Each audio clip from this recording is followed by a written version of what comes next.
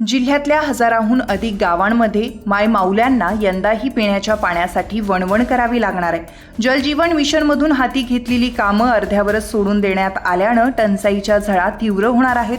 हे खरं असलं तरी ज्यांच्यावर पाणी पाजण्याची जबाबदारी आहे तो ग्रामीण पाणी पुरवठा विभाग मात्र प्रभारींच्या हाती असून या प्रभाऱ्यांना मात्र पाणी टंचाईचं गांभीर्य आहे की नाही असं म्हणायची वेळ आली आहे।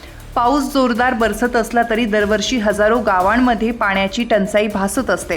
याही वर्षी यात बदल होणार नाही। ग्रामीण पाणी पुरवठा विभागाने तयार केलेल्या टंचाई कृती आराखड्यात या हजारो गावांचा समावेश आहे। या गावांची पिण्याच्या पाण्याची तहान भागविण्यासाठी शेकडो टँकर धावणार आहेत। त्यात 7 कोटी रुपयांचा चुरडा होणार आहे।